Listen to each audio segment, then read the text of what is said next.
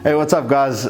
Thank you very much for tuning in to another episode. This is going to be a little bit different. So I've got two announcements. The first one is that I'm going to introduce like a second series type of thing to the channel. Basically, what I'm going to do is we're still going to be sticking to stories, but we're going to talk about some of the weird stories in the Bible. And this segment is going to be called, Is That Really in the Bible? So, I mean, you guys, I've read some weird stories, and recently I've been going over them, and just like I have a lot of free time, so I've been reading a lot of the Bible, a lot of the Old Testament, and there's some very strange things in there. So yeah, I think this is going to be a fun one. And then the second thing that I want to say to you guys is that I want to introduce a third thing. Not necessarily to the channel, but just in my life. I want to fast. I've been fasting quite a lot lately, and I think that it's very important in our walk with, getting to know Jesus and getting to know our place, walking in Him and stuff like that. So what I want to do is I want to welcome all of you guys to join me on a fast, and then we can talk about it. We can see where we go, and just like as a collective, because obviously doing it together it's just better. The Bible says that two is better than one, and one will put 1,000 to flight, two will put 10,000 to flight. So just doing it together will strengthen us all, and we can create a little community where we can actually fast and pray and trust God together and just grow in God ultimately. So that'll be from the 1st of every month. We'll probably do 3 days, 5 days, maybe 7 days. We'll see how things go. We'll pray about it and stuff like that. And it doesn't have to be that you just fast everything and just drink water. It can be wherever you're at. If you just want to fast one meal a day, or if you want to do a Daniel fast where you just eat vegetables or something like that, there's many options. I want to really encourage you guys that if you have been wanting to experiment with fasting, or if you've had questions about it, let's do it together. We can always just share our experiences and stuff. We can maybe even start a WhatsApp group and just share our experiences and go through like that. So yeah, cool. Those are the two notifications, or the two announcements rather. So let's get into the first story. The first story is about a guy named Elisha.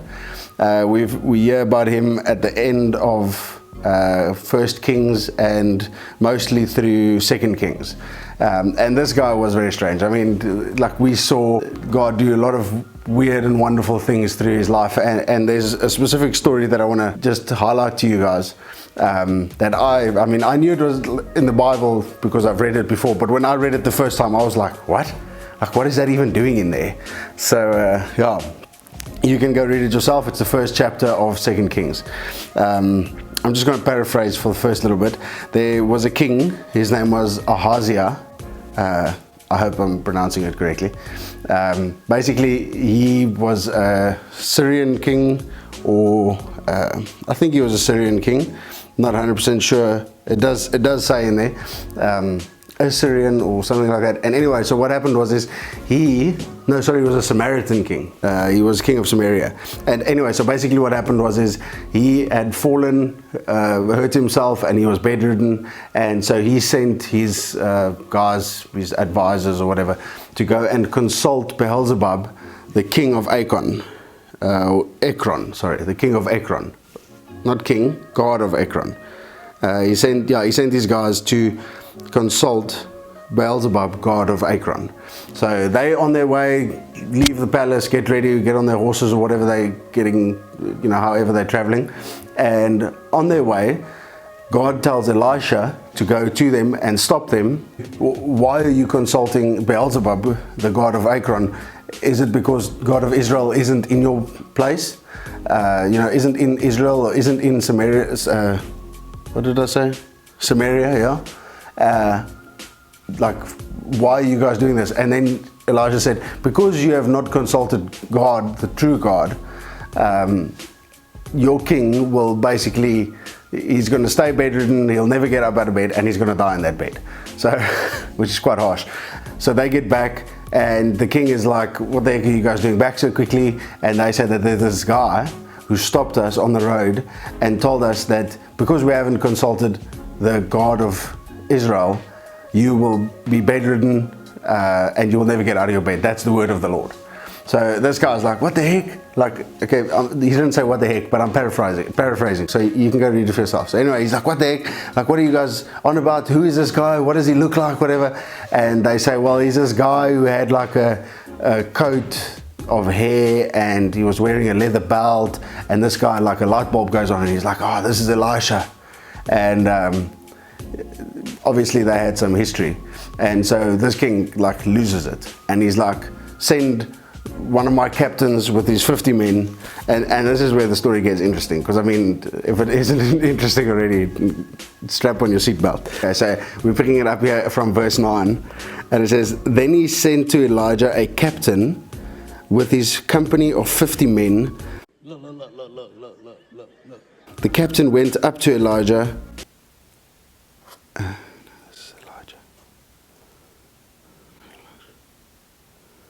We're picking it up from verse 9 in chapter 1. It says that then the king sent to Elijah a captain with his company of 50 men.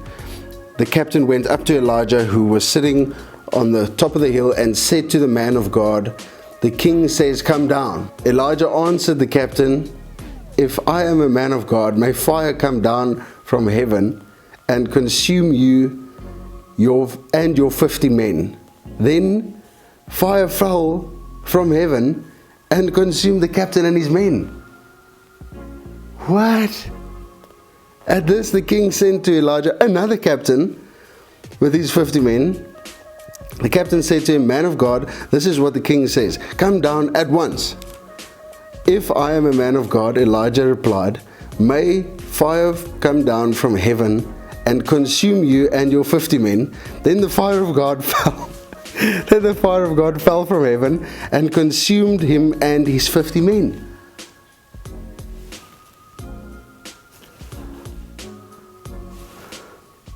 So the king sent a third captain.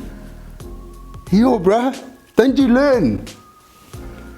So the king sent the third captain with his 50 men. This captain went up and fell on his knees before Elijah. So he obviously had some sense.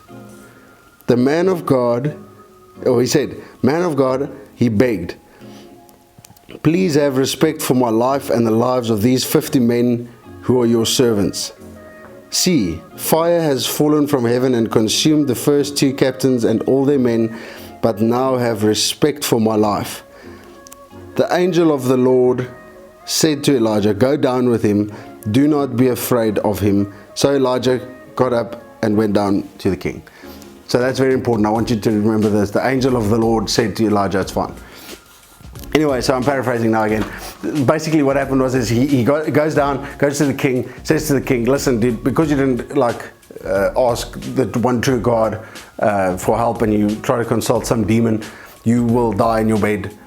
You'll never get up out of your bed and you'll die there. And the king died. Like, wow. Okay, anyway, so back to the story.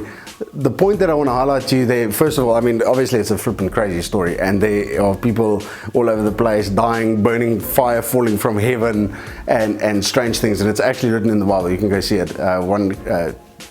It's 2 Kings chapter 1.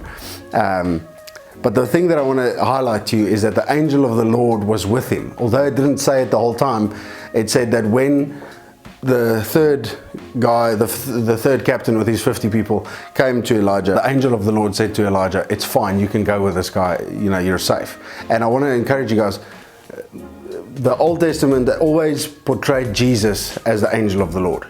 And now this is a very important thing. We need to know that Jesus was here long before he was born in the New Testament. A lot of us think that just because he was born in the New Testament, that's the first time that he appeared on the scene, and that's not quite the truth. It says in the Gospel of John, the first couple of verses, it says that in the beginning was the Word, and the Word was with God, and the Word was God, and through him nothing was made, and basically everything was created through the Word. And then in chapter 4, or in verse 14 of chapter 1, it says that and the Word became flesh, which is when Jesus was born. So Jesus was here before the earth began.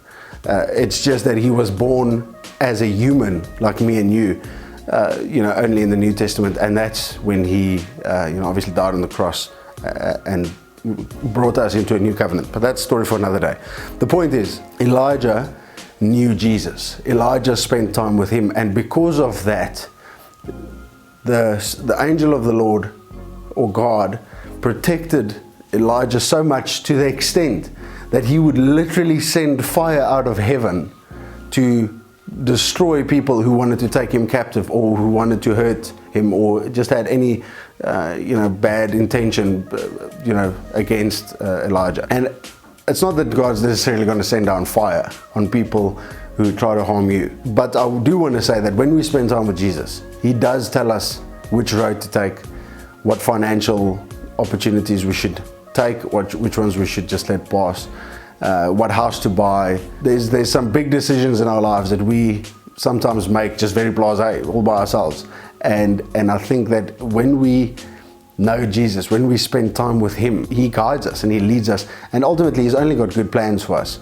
So he doesn't want us to make bad decisions and things like that. And it's not always going to be easy, but it doesn't have to be harder than what it already is. I want to encourage you guys, spend time with Jesus like Elijah, because he's going to protect you and he's going to guide you and he's going to lead you.